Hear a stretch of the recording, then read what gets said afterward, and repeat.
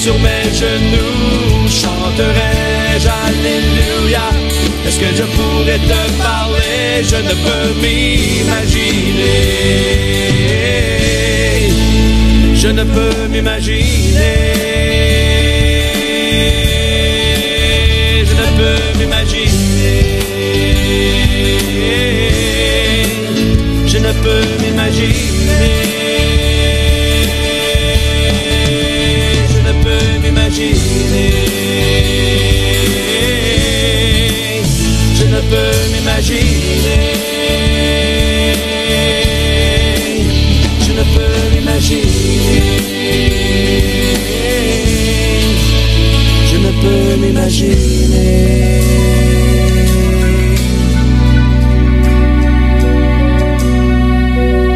Je ne peux m'imaginer ce que ce sera quand je marcherai juste à tes côtés. Je ne peux m'imaginer. Je ne peux m'imaginer.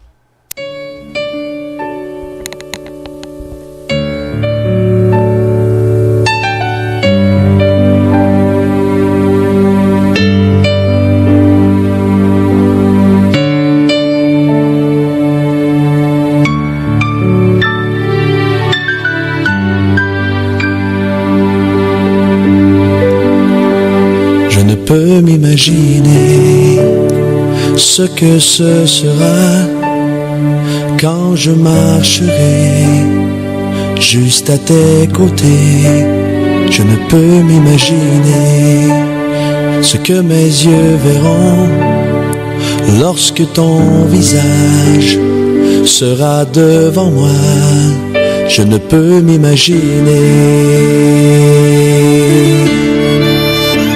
Je ne peux m'imaginer.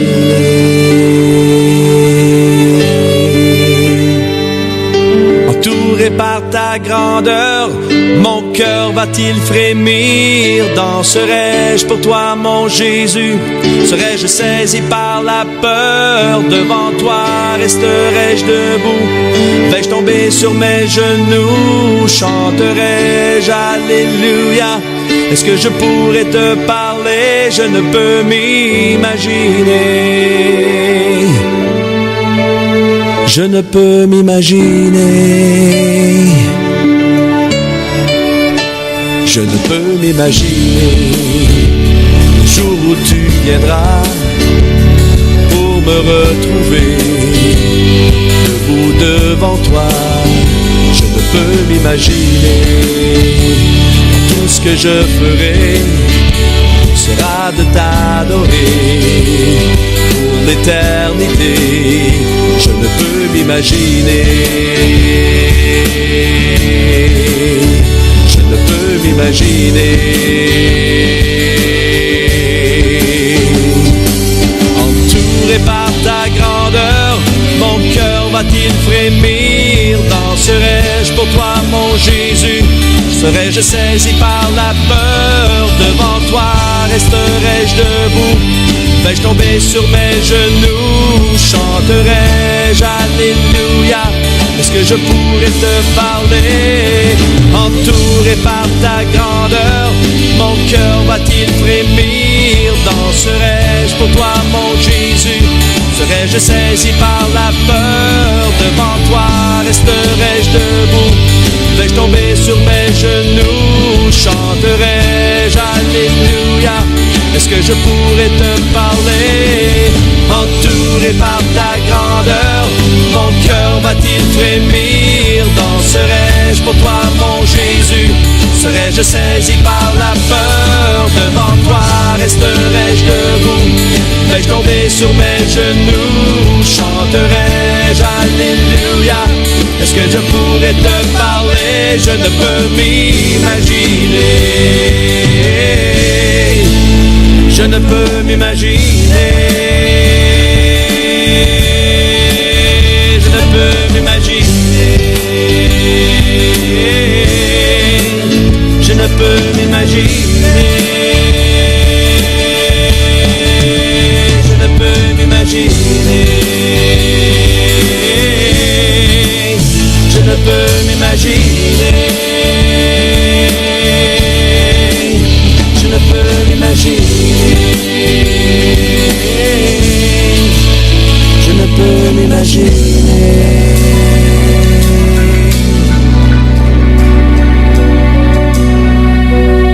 Je ne peux m'imaginer ce que ce sera quand je marcherai juste à tes côtés.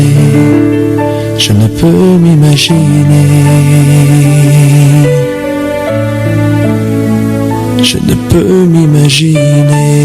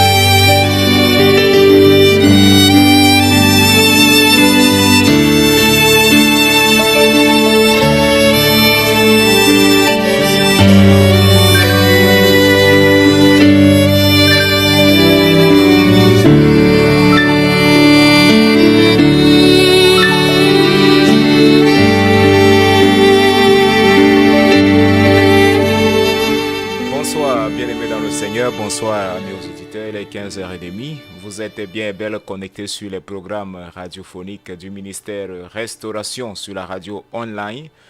Et vous pouvez donc ce soir ou cet après-midi, ce jour rempli de bénédictions, entrer en contact avec nous. Pour ceux qui sont connectés sur YouTube, vous avez aussi l'opportunité de nous adresser directement vos questions. Nous, bien entendu, nous nous ferons le plaisir de pouvoir les lire et les partager ensemble avec tous nos auditeurs.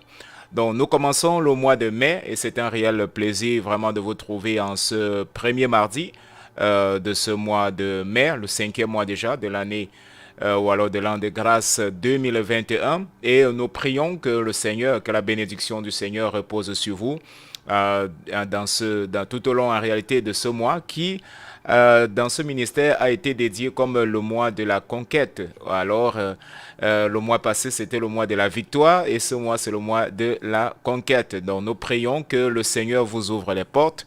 Je prie particulièrement que le Seigneur vous bénisse, que le Seigneur vous remplisse de joie et de prospérité, mais plus que de la prospérité matérielle, mais je souhaiterais que vous soyez vraiment remplis de la prospérité spirituelle, que vraiment vous venez à grandir spirituellement dans cette intimité-là avec notre Seigneur et Sauveur Jésus-Christ de Nazareth.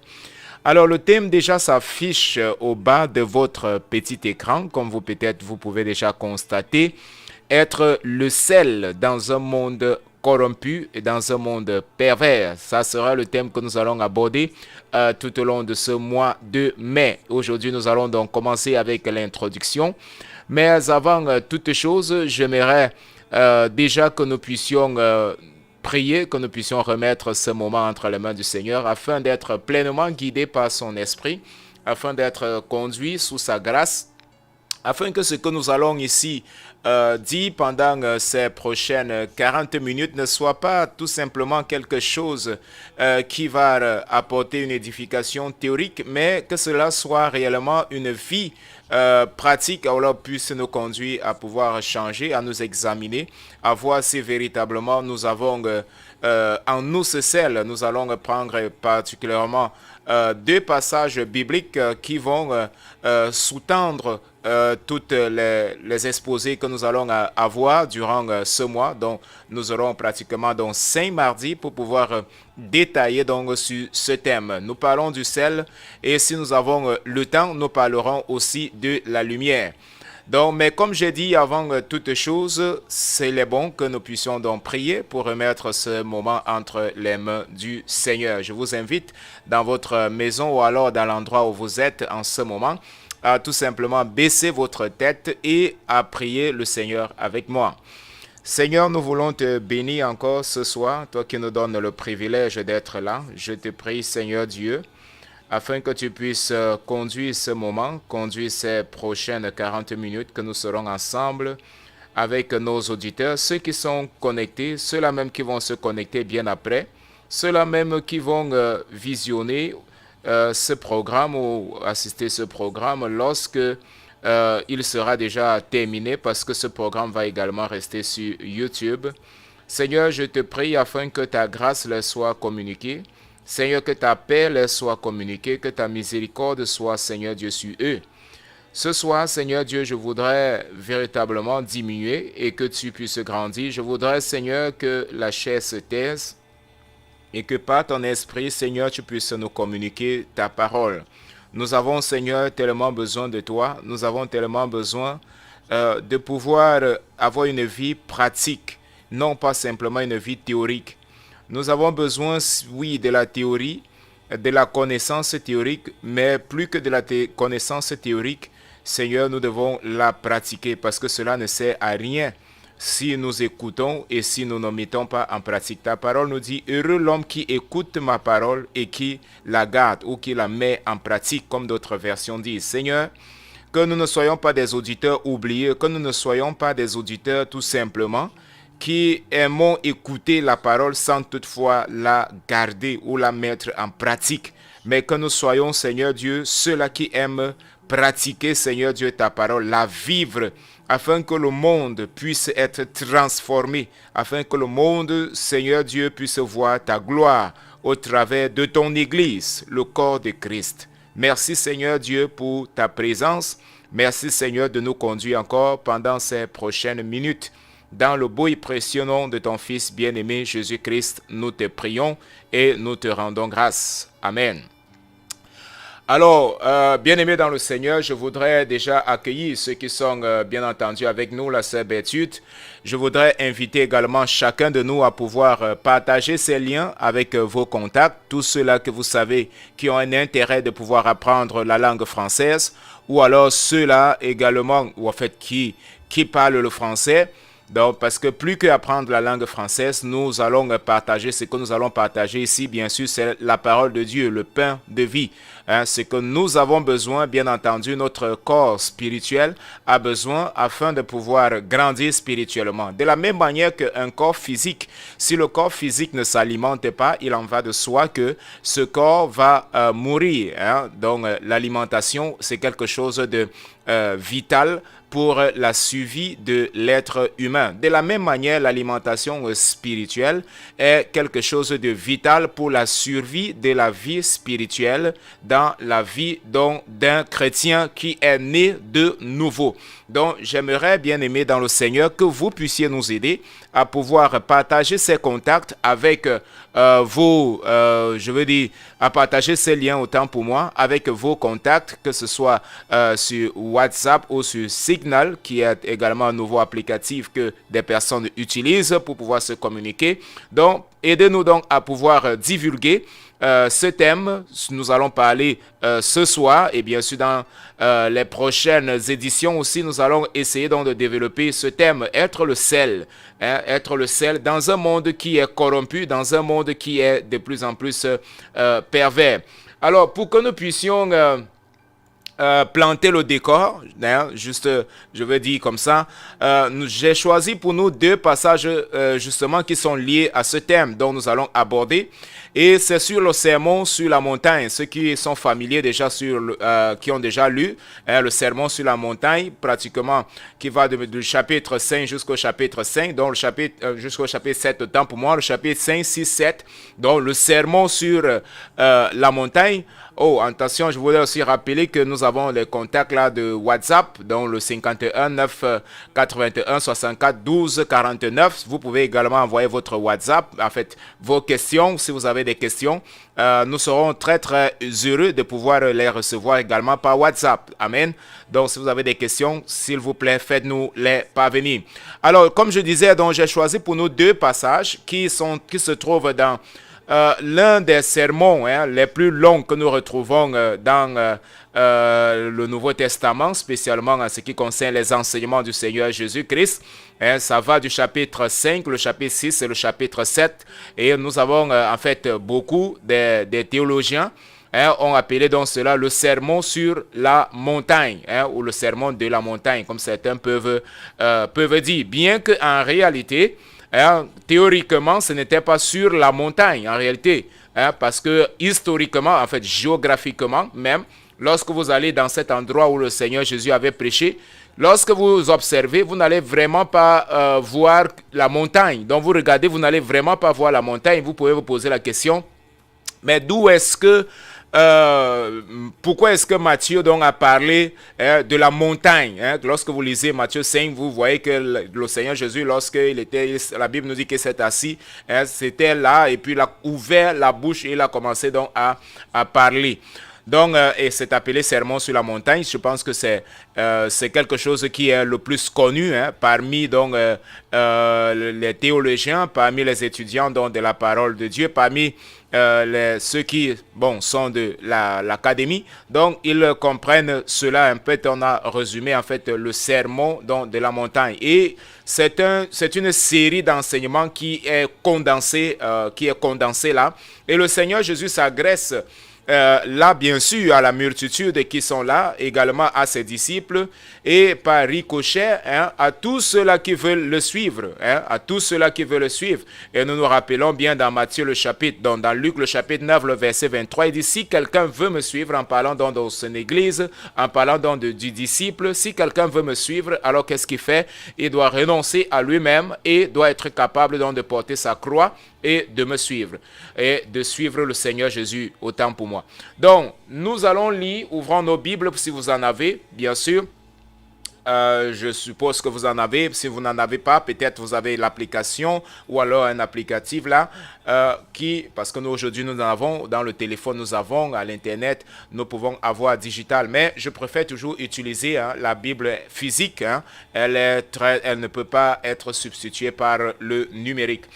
Alors, Matthieu le chapitre 5, si vous avez votre Bible dans Matthieu le chapitre 5, voilà les 2 références en réalité que je voudrais sous-tendre ce thème qui nous est proposé tout au long de ce mois, et nous allons ensemble à la lumière de la parole de Dieu, bien sûr, en relation à d'autres versets, d'autres passages bibliques, comprendre véritablement ce que le Seigneur Jésus nous enseignait.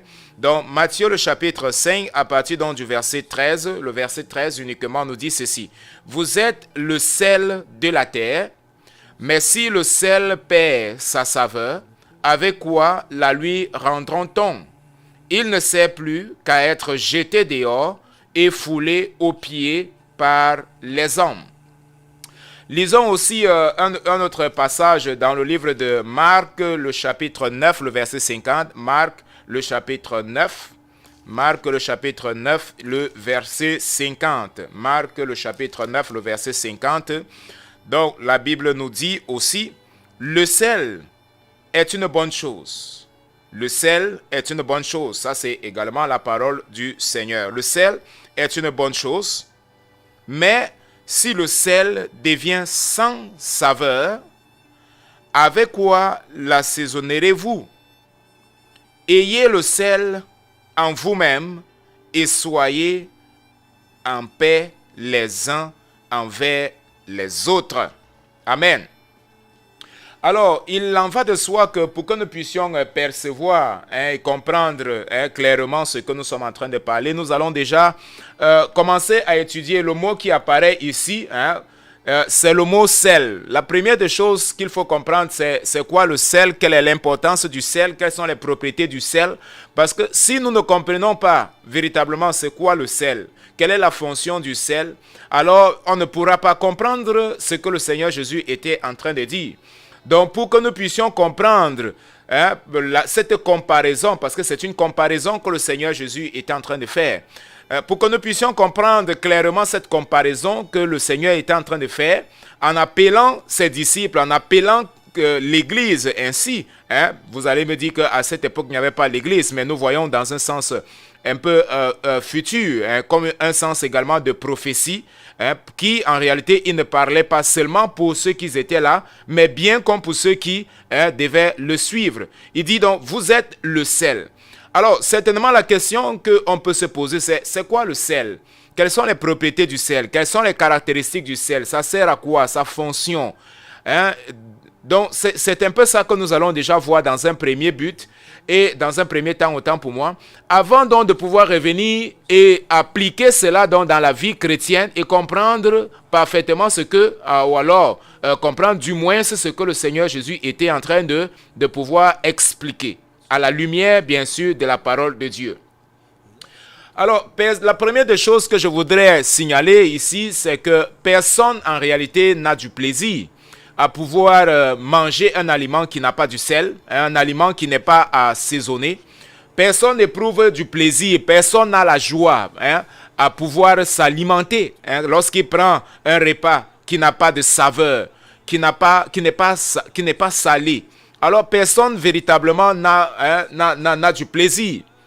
Généralement, pour une bonne alimentation, on dit ok, une bonne alimentation, pour qu'elle doit être équilibrée. Et lorsqu'on parle d'aliments équilibrés, bien entendu, nous voyons les principaux éléments. Nous voyons les glucides, nous voyons les protéines, nous voyons les lipides, nous voyons les sels minéraux, nous voyons les vitamines. Ça, c'est basiquement cela. Donc, parmi ces éléments-là, nous voyons qu'en réalité, les glucides, les lipides et les protéines occupent pratiquement 90% donc, de la composition de l'aliment. Donc, si véritablement on veut regarder en termes de pourcentage du sel dans un aliment, on voit qu'en réalité, cela apparaît très peu, peut-être 5%, il faut le dire, de la composition totale d'un plat ou alors d'un aliment. Mais, bien que cela soit petit en termes de quantité, mais en termes d'importance, le sel est aussi vital, ou alors le sel est aussi important que les autres éléments dont je vous ai cités, c'est-à-dire les protéines, les glucides, les sels, les protéines, les lipides aussi, et les vitamines. Donc, le sel a aussi une importance aussi capitale que tous ces éléments que je vous ai parlé et qui occupent plus de 90% donc de la composition totale même d'une bonne alimentation ou d'une alimentation équilibrée. Donc le sel assure une fonction vitale, aussi importante que les autres, éléments. Donc le sel peut être bien entendu en termes de qualité, en termes de quantité, il peut être petit, mais en termes de qualité, il a aussi une importance aussi prépondérante et importante ou alors vitale que les autres éléments à l'intérieur. Alors, le sel ne peut pas passer également inaperçu dans un repas. Lorsque nous mangeons un aliment ou lorsque nous consommons un plat de nourriture, si il n'est pas salé, si il n'a pas de sel, alors immédiatement on va percevoir qu'il y a un problème. Il y a quelque chose qui ne va pas. Bien entendu, je ne suis pas, quand je parle du sel, je ne parle pas, ici il faut faire la différence ou alors lever un équivoque. Je ne suis pas en train de parler simplement du sel de cuisine, le sodium, là, le chlorure de sodium, qu'on a, ce sel raffiné là. Non, je parle du sel dans sa composition, parce qu'il faut comprendre que dans le contexte que le Seigneur Jésus était en train de parler, lorsqu'il disait que vous êtes le sel, à cette époque, il n'y avait pas encore le sel raffiné, c'est-à-dire le chlorure de sodium que nous avons aujourd'hui qui est tout blanc. Là, et puis qui contient un mélange avec un peu d'iode à l'intérieur pour éviter un certain nombre de maladies. Donc, il ne parlait pas de cela. Donc, c'était le sel à cette époque-là. C'était un sel qui contenait encore ces impuretés, c'est-à-dire un ensemble de sel à l'intérieur. Ce n'était pas simplement le sodium, d'accord? Donc, c'est de cela qu'il est question. Donc, lorsque nous consommons un aliment, qu'il n'y a pas de sel, alors cela est insipide, cela n'a pas de goût et personne vraiment n'a du plaisir. Et le sel est ressenti principalement par notre sens gustatif, c'est-à-dire par le goût, le palais. Nous parvenons donc à sentir la présence du sel dans un aliment. Et le sel ne peut pas passer inaperçu. J'aimerais que nous retenons bien de prime abord cette base-là, cette définition-là, cette compréhension de ce que c'est que le sel et l'importance du sel même dans une alimentation.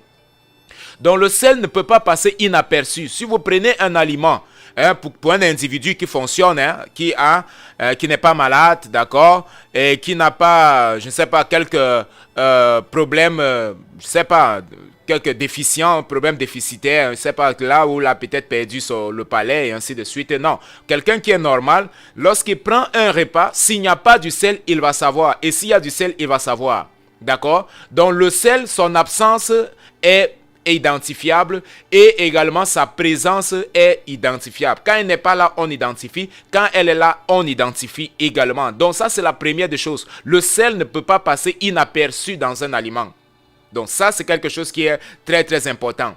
Alors, pour ceux qui sont peut-être passés déjà, vous voyez que l'un des symptômes de ce Covid qui assole pratiquement l'humanité, c'est l'un des symptômes, c'est la perte du palais, c'est-à-dire les papilles gustatives. La personne perd cela. Et vous, certainement, certains qui sont passés par là peuvent témoigner. Moi, je suis passé par là. Et vraiment, lorsque vous mangez un aliment, ça n'a aucun sens, pratiquement. Ça n'a pas de goût, ça n'a pas de saveur, donc vous ne pouvez rien percevoir pratiquement. Donc ça, c'est difficile quand tu as un problème. Imagine manger quelque chose que vraiment pour toi, ça n'a aucun sens, ça n'a pas de goût. Donc le sel également a cette fonction d'apporter le goût. Nous allons voir donc ses caractéristiques. De même, dans ce passage que nous avons lu dans Matthieu, le chapitre 5, le verset 13, le Seigneur Jésus commence par dire « Vous êtes donc le sel de la terre. » Vous êtes le sel de la terre. De la même manière que le sel ne peut pas passer inaperçu, de la même manière, le chrétien ou alors l'Église ne peut pas donc passer inaperçu sur la terre. Il dit « Vous êtes le sel, vous êtes le sel de la terre. » Vous êtes le sel de la terre. Vous êtes le sel de la terre. Ici, bien sûr, lorsque c'est utilisé de la terre, c'est en référence, bien sûr, à ce monde, c'est-à-dire à l'environnement là où vous êtes, à l'environnement là où nous vivons, à l'environnement là où le chrétien vit. Il est appelé à être le sel. Donc, comme nous allons donc voir, il est important que nous essayions encore d'avancer un peu pour voir un certain nombre de caractéristiques et un certain nombre de propriétés même du sel. Donc le Seigneur Jésus est en train de dire, vous vous rappelez du sel. Le sel a des fonctions, l'importance du sel dans un aliment, le sel qui ne peut pas passer inaperçu, le sel qui apporte du goût, le sel qui a plusieurs autres fonctions que nous allons donc essayer de développer tout au long de ce thème, tout au long donc, de ce mois. Nous sommes le sel. Quelles sont ces propriétés-là du sel? Et j'aimerais que nous allons insister principalement sur une propriété aujourd'hui qui est extrêmement importante. extrêmement important. Donc la première des choses, j'ai dit, le sel ne peut pas passer inaperçu dans un repas. Le sel ne peut pas passer inaperçu. De la même manière, le chrétien également ne peut pas passer inaperçu dans le monde. Ça veut dire qu'on doit être capable de pouvoir l'identifier. De la même manière qu'on peut identifier le sel quelque part, sa présence dans un aliment, le chrétien doit être identifiable. Donc parfois beaucoup de personnes disent ok, c'est pas, ne me juge pas parce que c'est pas ce qui est à l'extérieur qui prouve ce qui est à l'intérieur et ainsi de suite parce que mon cœur peut être pur mais ce que je fais à l'extérieur, non, ce n'est pas vrai. La Bible nous dit que si l'intérieur est pur, alors l'extérieur aussi va être pur. Le sel est identifiable. Dans un repas, le sel est identifiable. Ce n'est pas quelque chose simplement que le sel va dire qu'il est sel. Non. Pour qu'il dise qu'il est sel, on doit pouvoir identifier et voir les propriétés du sel. Donc si un chrétien dit « je suis chrétien », il doit avoir les propriétés du sel. En lui, on doit retrouver ces propriétés-là. Il doit être identifiable. Le Seigneur Jésus l'a dit « vous êtes le sel de la terre ». Vous êtes le sel de la terre. Et le sel est identifiable. Le sel a des caractéristiques. Le sel a ses propriétés. Donc si tu n'as pas ces propriétés, ça veut dire que tu n'es pas sel. Vous savez, il y a souvent beaucoup, ça c'est un exemple banal, spécialement le sodium, on peut avoir beaucoup des éléments dans la nature, beaucoup de matériaux dans la nature, je vais dire ainsi, beaucoup de matériaux dans la nature qui ont une apparence du sel. Ça veut dire que quand vous les placez ensemble, ils ont pratiquement la même apparence. Je vais prendre le sable blanc. Si je prends simplement le sable blanc, lorsque vous le regardez, et vous regardez également le sel fin, de manière visuelle, vous ne pouvez pas voir la différence. De manière visuelle, vous voyez qu'ils ont pratiquement la même chose. Vous regardez, c'est pratiquement la même chose. Mais ils n'ont pas la même propriété. Peut-être sur le plan visuel de la couleur, ils peuvent ressembler, ils peuvent être semblables. Mais quand on va pouvoir regarder maintenant dans les propriétés physico-chimiques de chacun, du sable et du sel, on va voir qu'ils n'ont pas les mêmes propriétés. On va voir que non, ce n'est pas vrai. On va voir que par exemple le sable, vous le mettez, le sable ne fond pas. Le sable, c'est de la silice. L'une des propriétés du sel, c'est qu'il se dissout. Il a cette propriété-là de se dissoudre et d'apporter le goût. Il est soluble, mais le sable n'est pas soluble. Le sable ne peut pas influencer. Vous le mettez dans un endroit spécifiquement, il reste dans cet endroit là où vous l'avez placé. Il n'a pas les propriétés de pouvoir se solubiliser. Donc, nous allons voir que si quelqu'un déclare, si le chrétien dit « je suis un sel, je suis le sel de la terre », alors il doit avoir les propriétés du sel. Il doit avoir les caractéristiques du sel. Et s'il n'a pas les caractéristiques du sel, ça veut dire qu'il y a un problème dans sa vie. Ça veut dire que la personne doit s'examiner et voir qu'il y a quelque chose qui ne manque pas. Parce que le Seigneur Jésus a dit que vous êtes le sel de la terre. Alors, allons maintenant un peu plus en détail. La première caractéristique que j'aimerais que nous puissions voir ce soir, c'est que le sel apporte le goût ou la saveur à des aliments.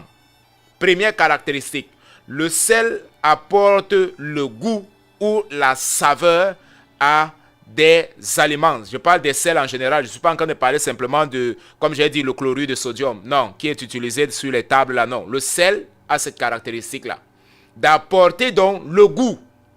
Parce que la viande naturellement et beaucoup de végétaux naturellement ont déjà du sel. Vous prenez la viande, vous faites cuire et vous mangez, vous allez voir qu'elle a déjà le sel. Elle n'est pas insipide, non, elle a du sel. Donc beaucoup des aliments naturellement ont déjà ce sel-là. Donc le sel apporte le goût, le sel apporte la saveur. Le sel apporte la saveur. Et pour pouvoir sous-tendre ce que je suis en train de dire, lisons le passage de Job, Job le chapitre 6, le verset 6, si vous avez votre Bible. Lisons Job le chapitre 6, le verset 6. Job 6, 6. Si vous avez votre Bible, lisons avec moi. Alors, la Bible dit, peut-on manger ce qui est fade et sans sel? Y a-t-il de la saveur dans le blanc d'un œuf? Ceux qui ont déjà mangé le blanc d'un œuf savent, c'est insipide. Pratiquement insipide. Est-ce qu'il y a de la saveur? Quand tu manges le blanc, c'est comme si tu étais en train de boire de l'eau, le blanc d'un œuf. Il n'a pas véritablement de goût. Il n'a pas véritablement de saveur. C'est insipide. Donc Job dit, est-ce que c'est possible de pouvoir manger quelque chose qui n'a pas du sel sans percevoir qu'il n'y en a pas? Ce n'est pas possible. De la même manière que ce n'est pas possible qu'un chrétien puisse déclarer qu'il ou elle est, est sel, sans toutefois qu'on puisse voir cette propriété-là du goût. Alors, qu'est-ce que je suis en train de parler? Qu'est-ce que cela signifie? Donc, Dieu compte sur nous. Dieu compte sur nous, compte sur l'Église pour apporter du goût à ce monde. Si le Seigneur Jésus a dit que nous sommes le sel de la terre, que l'Église est le sel de la terre, c'est parce que ce monde en réalité est corrompu. C'est parce que ce monde en réalité est sans saveur. Et j'aimerais que nous allons présenter un peu un certain nombre de choses ici pour comprendre, aller un peu en profondeur et détailler ce que nous voulons dire ici. Donc, ce monde, il est un monde pervers. Ce monde, c'est un monde corrompu. Et Dieu, il compte sur chacun de nous. Il compte sur l'Église pour redonner le goût à ce monde. Pour redonner le goût à ce monde qui est insipide. Pour redonner le goût à ce monde qui est sans saveur. Il compte sur toi, il compte sur moi. Ce n'est pas quelqu'un d'autre qui va venir le faire. Ce ne sont pas les anges qui vont venir le faire. Mais Dieu a son Église. Et il dit que vous êtes le sel de la terre. C'est vous qui allez donner le goût à ce monde. C'est vous qui allez influencer ce monde. Vous savez, nous vivons dans une époque où, lorsque nous disons que tout est insipide, nous vivons dans un monde où l'homme s'est érigé comme un dieu. Un monde sans loi, un monde sans foi, un monde rempli de dépravation, un monde où le respect, on a pratiquement perdu le respect, un monde où on a perdu la vergogne, un monde où la corruption morale est de plus en plus accentuée, un monde de plus en plus pervers et corrompu, un monde qui s'éloigne de plus en plus de Dieu, qui se révolte contre Dieu, qui se révolte contre les principes bibliques.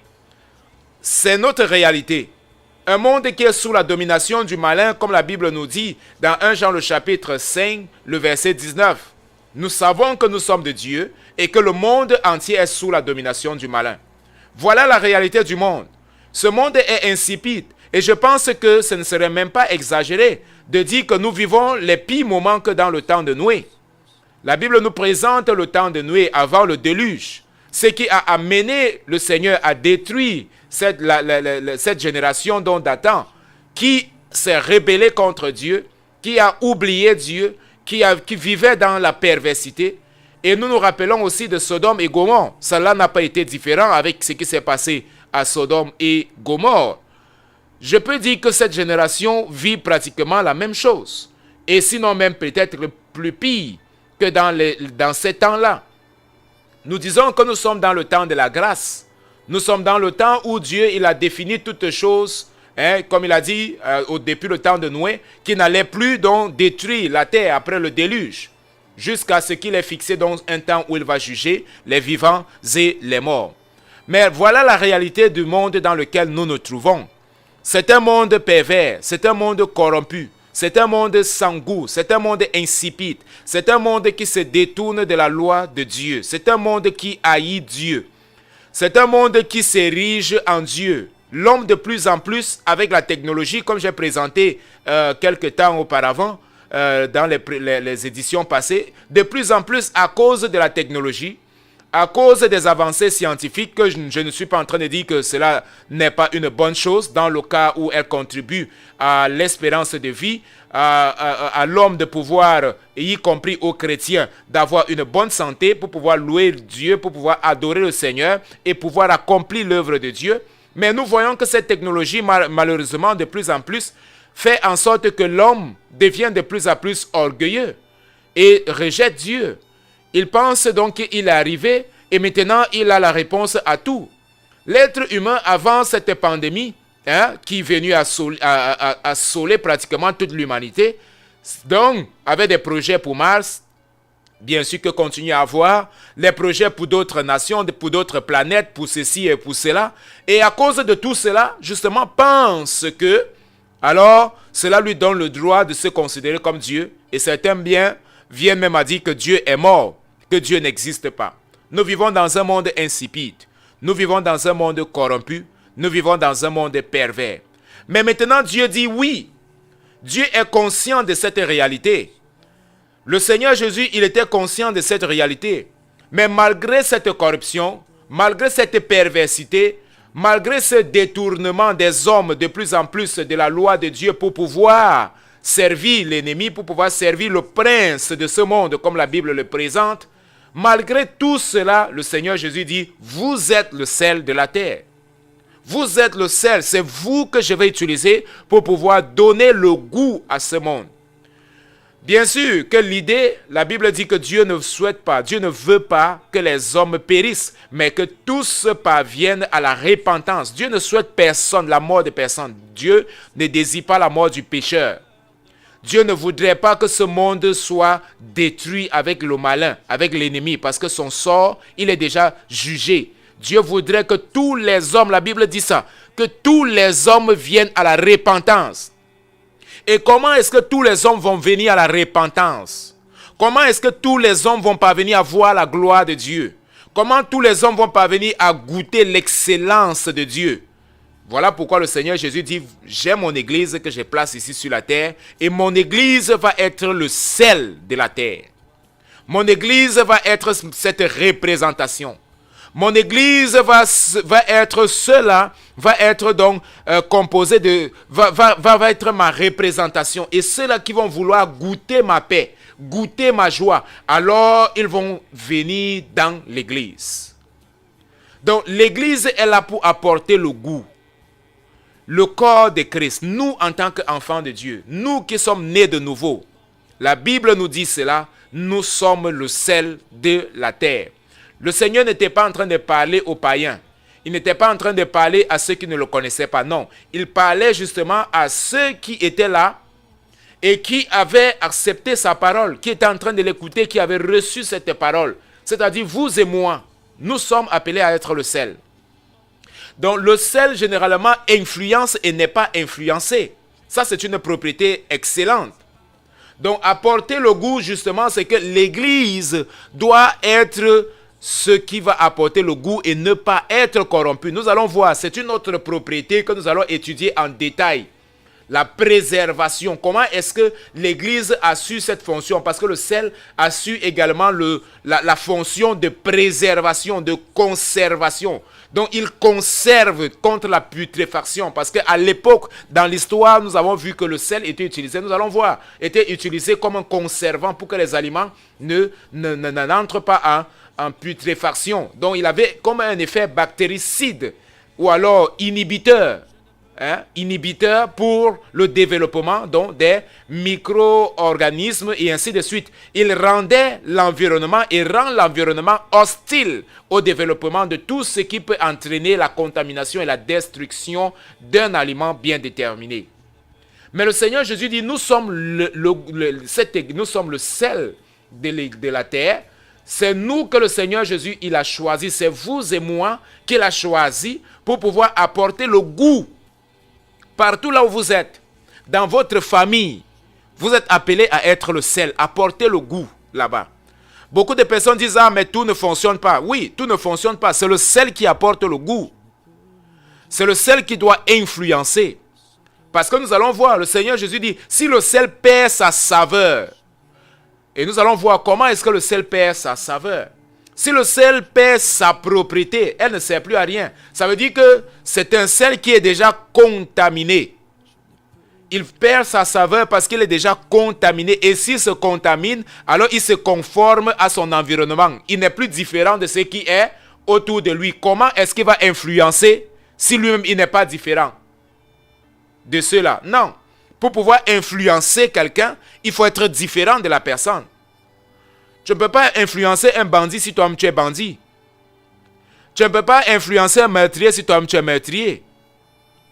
Tu ne peux pas, ça ne marche pas. La lumière ne peut pas, les ténèbres ne peuvent pas influencer les ténèbres. Amen. Si on place deux ténèbres dans un même endroit, il n'y a pas d'influence. C'est la lumière qui influence les ténèbres. La lumière va toujours influencer les ténèbres. Et de la même manière, le sel va influencer l'aliment. C'est le sel qui apporte du goût. Donc Dieu t'a choisi, même si tu es le seul chrétien de ta famille. Dieu dit que là où je t'ai placé, c'est pour que tu apportes le goût à cette famille. Ce n'est pas que tu vas attendre que c'est quelqu'un d'autre qui va venir le faire. Non, c'est toi qui vas apporter le goût dans cette famille. Dans l'endroit où Dieu t'a placé, dans l'entreprise là où tu es, Dieu t'a appelé, il t'appelle à pouvoir apporter le goût dans l'endroit là où tu es. Ce n'est pas que tu vas sortir pour aller prêcher l'évangile forcément dans la rue. Tu peux le faire, ça c'est une très bonne chose. Mais là où tu es, la Bible dit nous sommes le sel de la terre. Là où tu es, prêcher l'évangile à Jérusalem, en Judée. D'abord à Jérusalem, dans ta maison. Là où tu es, en premier lieu. Tu dois être le sel de la terre dans ta maison. Si tu es une femme mariée, tu dois être le sel de la terre dans ta maison. Quand ton mari doit te regarder, il doit plus voir en toi cette influence-là. Il doit pouvoir voir les propriétés du sel. Quelqu'un qui influence, quelqu'un qui présente la gloire de Dieu, qui reflète la gloire de Dieu. Si tu es un homme marié, ta femme, lorsqu'elle doit te regarder, elle doit voir en toi les propriétés du sel. Lorsque les enfants vous regardent, les enfants doivent voir en vous les propriétés du sel. C'est quelque chose de fondamental. Ce n'est pas forcément que le Seigneur Jésus est en train de dire que nous sommes le sel de la terre. Ça veut dire que nous sommes les sels, nous partons partout dans les païens. Non. Le salut commence d'abord dans la maison. L'influence commence d'abord dans la maison. Si tu influences ta maison, si tu es le sel dans ta maison, si tu es le sel, toi comme femme, tu es le sel, tu as su ta fonction de sel. C'est-à-dire en obéissant à la parole de Dieu, en étant soumis à ton mari, en prenant soin, si vous avez des enfants, en prenant soin justement des enfants. Comme la Bible recommande, bien entendu. Tu vas jouer ce rôle de sel dans ta maison. Et c'est comme ça que tu vas influencer également le monde, là où le Seigneur va te conduire. Et si tu es marié, de la même manière, la Bible est claire là-dessus. Donc, être sel de la terre voudrait dire beaucoup plus que aller simplement influencer les païens. Mais c'est d'abord être sel chez soi-même. C'est d'abord être sel dans sa maison. Là où le Seigneur vous a placé.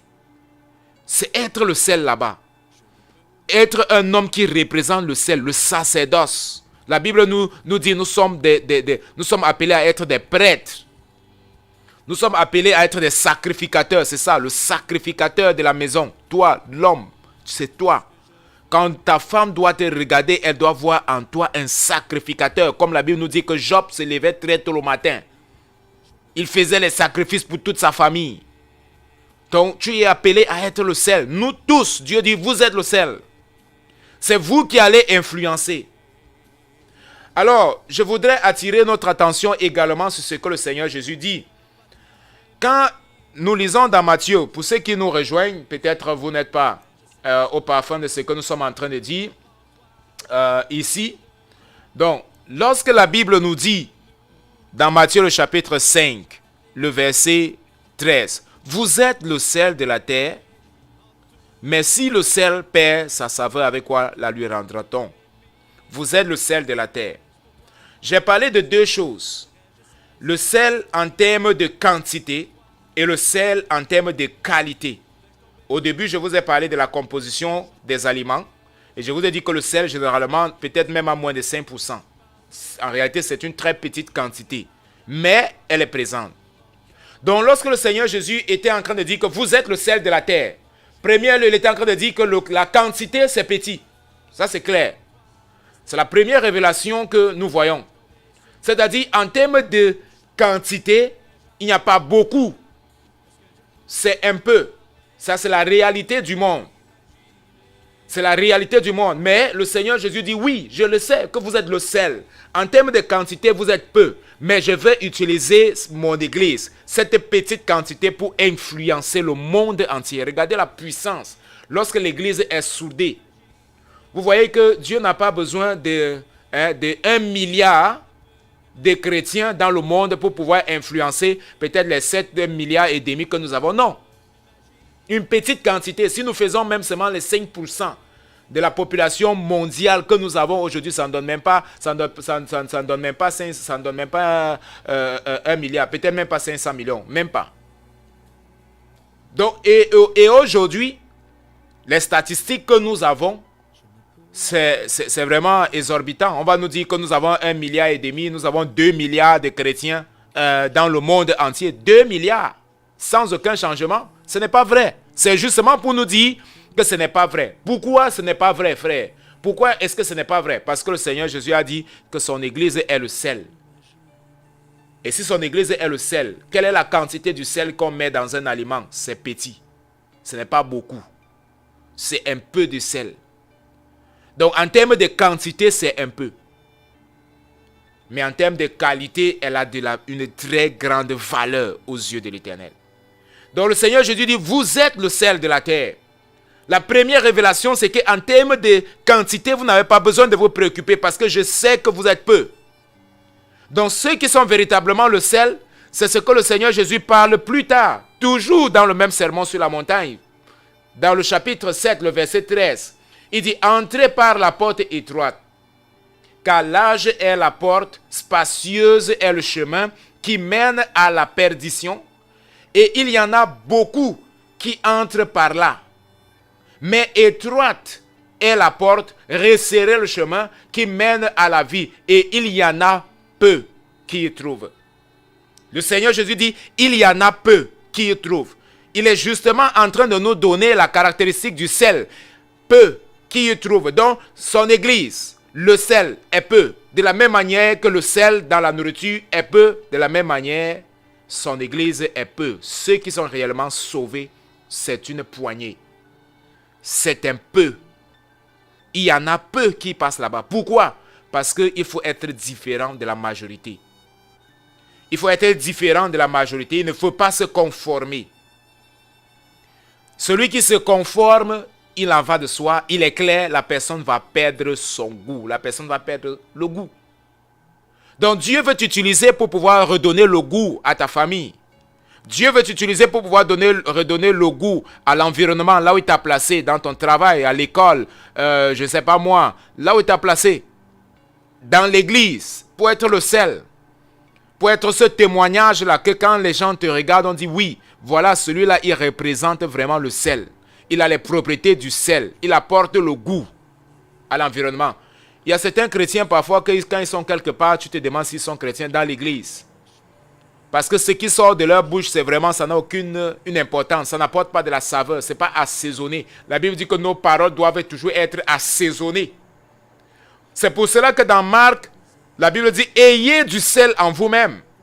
Parce que nos paroles doivent être assaisonnées. Voilà pourquoi non seulement nous sommes le sel, mais nous devons avoir le sel en nous-mêmes. Nous allons revenir sur cette expression. Qu'est-ce que cela signifie, avoir du sel en nous-mêmes? Pour pouvoir influencer. Nous sommes le sel parce que nous avons le sel en nous-mêmes. Et nous allons voir ce que cela signifie également. Donc, la première caractéristique que nous voyons aujourd'hui, bien-aimés, pour ceux qui nous accompagnent, c'est que Dieu, la première caractéristique du sel, c'est que le sel donne le goût à la nourriture. Le sel donne le goût à l'alimentation. De la même manière, le Seigneur dit, vous êtes le sel.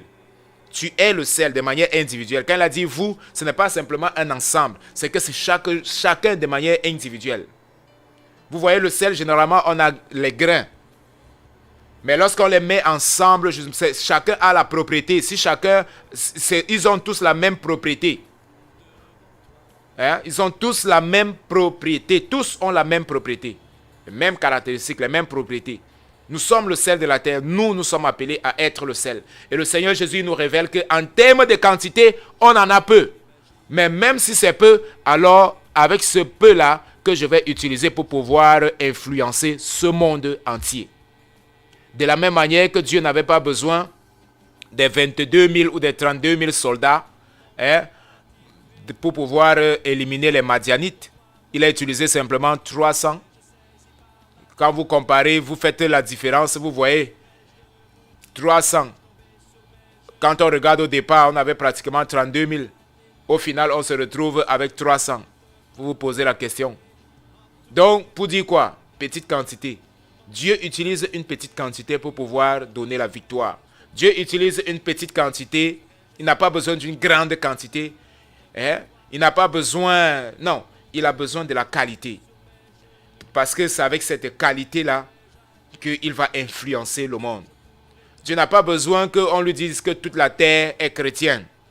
Si véritablement, on a par exemple, on n'a même pas 1% qui véritablement sont chrétiens, qui sont nés de nouveau et qui vivent leur foi chrétienne, qui vivent la vie de Christ, qui peuvent refléter la gloire de Dieu. Dieu dit, il n'a pas besoin de tout cela. Il n'a pas besoin de tout cela. Donc nous sommes appelés à être le sel. Et le Seigneur nous révèle qu'en termes de quantité, il y en a peu. Ce n'est pas beaucoup. Donc vous n'avez pas besoin de vous inquiéter. Et aujourd'hui, on a beaucoup des églises. On a beaucoup ceux qui disent qu'ils sont chrétiens.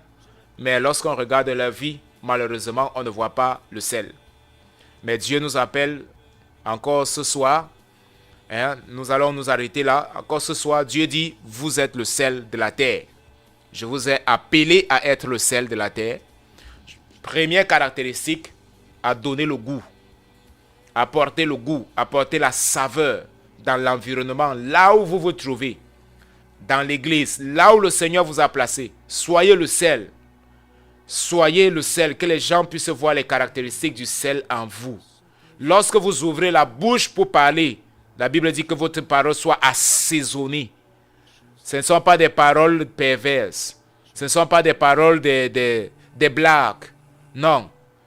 La Bible dit qu'il ne sorte de votre bouche aucune parole déshonnête, mais des paroles qui apportent l'édification. Éphésiens le chapitre 4. Des paroles qui apportent l'édification. C'est ça que Dieu attend de nous. Celui qui est le sel, c'est cela. Lorsqu'on l'écoute, on doit pouvoir recevoir l'édification. On doit pouvoir recevoir la bénédiction de la part de Dieu. C'est ça que le Seigneur attend de chacun de nous. Apporter le goût. Donc, bien-aimé, tu es le sel de la terre. La première caractéristique du sel, c'est que tu puisses apporter le goût dans l'environnement là où le Seigneur t'a placé. Parce que le sel apporte véritablement le goût. La deuxième des choses, juste pour résumer, c'est que le sel n'a pas besoin d'être en grande quantité quelque part pour influencer. Non. Dans la nourriture, vous n'allez pas voir, on va mettre 1 kilo de sel dans un repas. Pas du tout. Généralement, c'est très peu de quantité. 1 gramme, 2 grammes, dépendant de la quantité, en fonction bien sûr de la quantité de l'aliment. Mais c'est généralement très peu. Et elle apporte de l'influence. Pourquoi? Parce qu'elle a de la qualité. Elle a de la qualité. Le sel a de la qualité. Et elle n'a pas besoin forcément de la quantité. Donc c'est la révélation que le Seigneur nous dit. Que c'est très peu qui sont véritablement le sel. C'est une révélation très forte. C'est très peu de personnes qui sont sel dans cette terre. C'est très peu parmi ceux qui confessent qu'ils sont chrétiens. Il y a très peu qui sont véritablement sel. Et chacun de nous doit donc s'examiner. Si le Seigneur Jésus dit que nous sommes le sel, et que le sel, généralement, lorsqu'on met dans un repas, c'est très peu. Ça veut dire qu'il y a très peu qui sont véritablement appelés à jouer ce rôle. Est-ce que je fais partie de ceux-là qui sont là pour influencer la terre, influencer ma famille? Est-ce que je suis véritablement le sel? Donc, que le Seigneur donc puisse aider chacun de nous à pouvoir méditer là-dessus. Que le Seigneur puisse bénir tous ceux qui ont été avec nous ce soir. Je prie que le Seigneur nous conduise chacun à pouvoir s'examiner. Si le Seigneur permet, le jeudi ou non, le mardi prochain, nous allons revenir et étudier dans l'Ancien Testament les symboles du sel. Le sel était utilisé pourquoi? Basiquement, pourquoi est-ce que le sel était utilisé? Nous allons voir que le sel était utilisé par exemple pour la ratification des accords, pour l'alliance. Dieu, lorsqu'il faisait l'alliance avec son peuple, il utilisait le sel. Donc, quand le Seigneur Jésus dit que vous êtes le sel, ça veut dire que nous sommes ce symbole-là que Dieu utilise pour faire établir une alliance. Dieu établit une alliance avec nous. Parce que de la même manière, le sel était utilisé pour cela. Nous allons voir une autre propriété du sel qui est, comme j'ai dit, préservé, conservé. Et il est très très important. Le sel ne change pas la composition chimique forcément d'un aliment. C'est-à-dire, non, il est appelé à préserver, à conserver dans l'une de ses fonctions. Il apporte de la saveur, oui. Il apporte du goût, oui. Mais il a cette fonction également de préserver, comme nous allons voir qu'auparavant. Lorsque nos parents, il n'y avait pas de congélateur, il n'y avait pas de réfrigérateur, on ne gardait pas... Non, qu'est-ce qu'ils faisaient? Ils mettaient du sel sur les aliments, spécialement la viande, et ils gardaient, parce que le sel avait ces fonctions-là, donc de conserver l'aliment, pour que l'aliment n'entre pas en putréfaction. Le Seigneur Jésus dit que mon Église aussi est appelée à être des conservateurs. Donc généralement, quand on dit « Oh, vous êtes des conservateurs », on devait même plutôt être content. Le chrétien devait être plutôt content d'être appelé un conservateur. Parce que c'est la fonction du sel. Et le Seigneur Jésus a dit, vous êtes le sel. Donc nous sommes appelés à être conservateurs. Donc ça ne devait pas poser de problème. On devait même plutôt être plutôt content. Mais aujourd'hui, c'est plutôt péjoratif de dire, quand tu dis à quelqu'un qu'il est conservateur, aujourd'hui c'est devenu comme si on dit qu'il est plutôt radical. Mais le chrétien doit être un conservateur. C'est le thème que nous allons étudier le mardi prochain, si le Seigneur permet, la propriété conservatrice du sel. Et comment est-ce que nous devons jouer ce rôle de conservateur. Que le Seigneur vous bénisse. Je remercie ceux qui ont été en notre compagnie. Je vois ici Monsieur Ré. Pour une meilleure utilisation, mettez une double légende sur la transmission. Bon, c'est difficile d'avoir, de pouvoir avoir cette traduction-là en même temps parce que nous sommes en direct. Donc en direct, c'est très très difficile de pouvoir le mettre. C'est généralement lorsque nous avons effectué la présentation qu'on peut mettre la légende. La légende, ce n'est pas lorsque c'est en direct. Donc, mais merci pour la suggestion.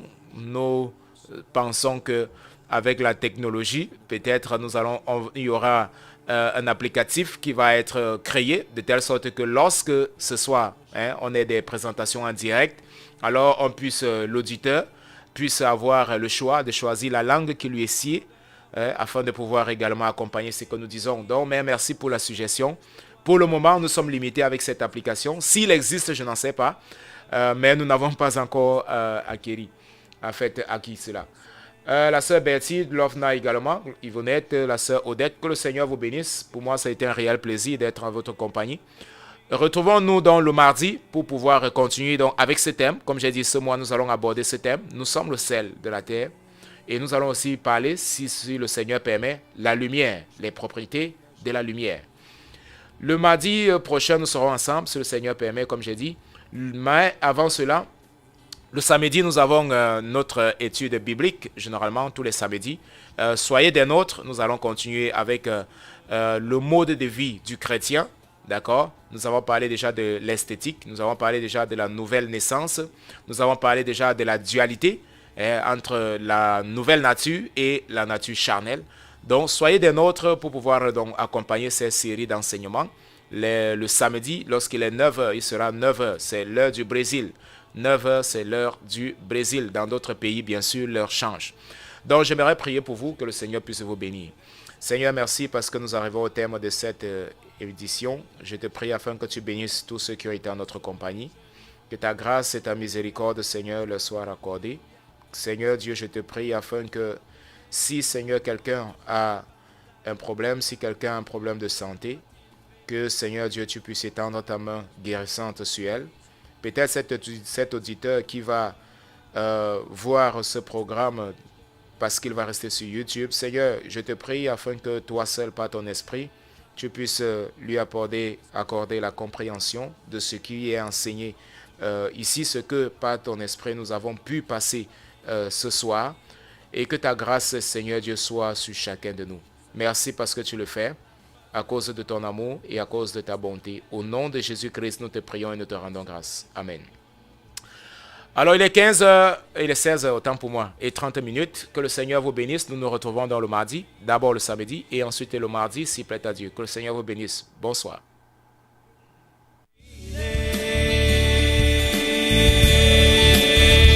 peux m'imaginer.